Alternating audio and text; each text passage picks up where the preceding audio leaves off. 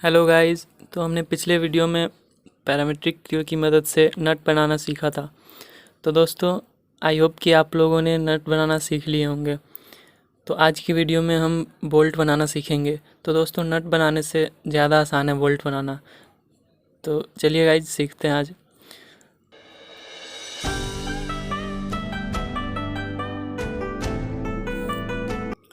तो यहाँ पे दोस्तों पैरामीट्रिक क्रियो ओपन हो गया है। तो अब यहाँ पे हम फाइल नेम में आज बोल्ट बना रहे हैं, तो बोल्ट लिख लेते हैं और फिर इस बॉक्स को अनचेक करके ओके कर लेते हैं। अब यहाँ पे यूनिट सेट कर लेते हैं। यूनिट में MMNS पार्ट सॉलिड ले लेते हैं और ओके कर लेते हैं। तो गाइज यहाँ पे अब हमारे सामने 3 प्लेन आ गया है। तो इसमें से आप कोई भी प्लेन सेलेक्ट कर लीजिए और फिर उस पर स्केच करते हैं और फिर स्केच भी कर लेते हैं, जिससे कि वो प्लेन सामने आ जाएगा। तो एक सर्कल ले लेते हैं, सर्कल ड्रॉ करते हैं पहले। तो सर्कल का डायमेंशन सेट करते हैं, 24 लेते हैं, क्योंकि गाइस पिछले वीडियो में हमने नट बनाया था तो उसका इनर जो डाया था वो 24 था। तो इसका भी हमें 24 लेना होगा। और फिर गाइस अब एक्सट्रूड करते हैं। तो एक्सट्रूड कर लेते हैं। अब इसमें हम डेप्थ दे देते हैं गाइस, इसका 120 ले लेते हैं। तो ये हो गया। अब ओके कर लेते हैं इसको। गाइस अब हमारे सामने ये बन गया। अब इस पर हमें थ्रेड बनाना है, क्योंकि तो थ्रेड बनाने के लिए हमें फिर से हेलिकल स्वीप करना पड़ेगा। तो हेलिकल स्वीप करते हैं। तो अब इसमें हमें पहले रेफरेंस पे क्लिक करना पड़ेगा और इसमें डिफ़ाइन करना पड़ेगा हमें हेलिक्स प्रोफाइल। तो कौन से प्लेन सेलेक्ट करना होगा, तो हमने ये किया। और फिर अब इस पर हम स्केच करते हैं। अब स्केच पे एक लाइन ले लेते हैं और जो जहाँ पे हमें थ्रेड बनाना है उस पर हम ड्रॉ कर लेते हैं। और जितने भी लेंथ का हमें जहाँ तक थ्रेड बनाना है, अगर हम पूरे रॉड पे अगर थ्रेड बनाए तो हमें पूरा लाइन को पूरा ले लेते हैं, लेकिन हम 3/4 में बना लेते हैं। तो 90 करके ओके कर लेते हैं। अब फिर से हमें रेफरेंस में जाना होगा और फिर हमें एक्सिस डिफाइन करना पड़ेगा, किस एक्सिस के अबाउट हम बना रहे हैं। तो ये कर लिए और फिर हम स्केच करते हैं। तो गाइस स्केच में हम स्केच भी कर लिए। अब यहाँ पे एक हम सर्कल ले लेते हैं, ये इंटरसेक्शन पॉइंट पे। तो यहाँ पे हम सर्कल ड्रॉ करते हैं और इसका हम डायमीटर 2 ले लेंगे, क्योंकि हम पिछले वीडियो में बात किए थे। तो फिर अब ओके कर लेते हैं। तो देखिए यहाँ पे थ्रेड बन गया, लेकिन अब ये बहुत पहले इसका हम मटेरियल रिमूव कर लेते हैं।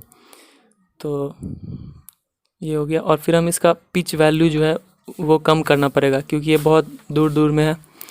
तो हम 5 ले लेते हैं। तो ये अब वो कि जिस तरह के नट में होगा पिच वैल्यू, उतना ही हमें बोल्ट में भी लेना पड़ेगा, तभी जाके वो दोनों टाइट हो पाएगा, दोनों एक दूसरे में फिट हो पाएगा। तो यहाँ पे बन गया। अब गाइज हम इसका हेड बनाते हैं बोल्ट का। तो इसके लिए हमें स्केच करना पड़ेगा। तो प्लेन सेलेक्ट कर लेते हैं और उस पर हम स्केच करते हैं। तो गाइज यहाँ पे हम पैलेट का यूज़ करते हैं और यहाँ से हम 6 साइडेड हेक्सागोन लाते हैं।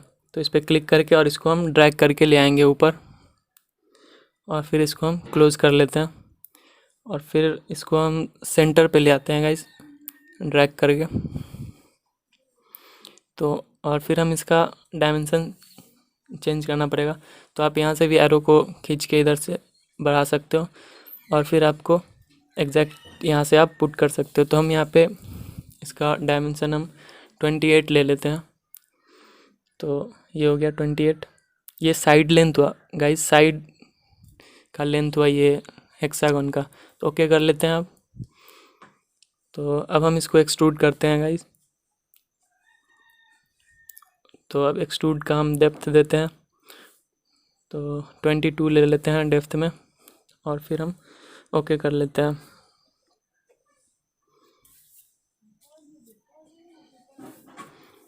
तो ये बन गया हमारे सामने। अब इसमें हम फिर से हमें स्वीप करना पड़ेगा कॉर्नर का।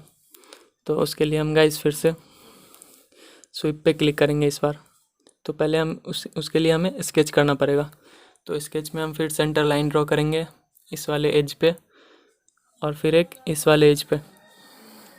तो ड्रॉ कर लेते हैं।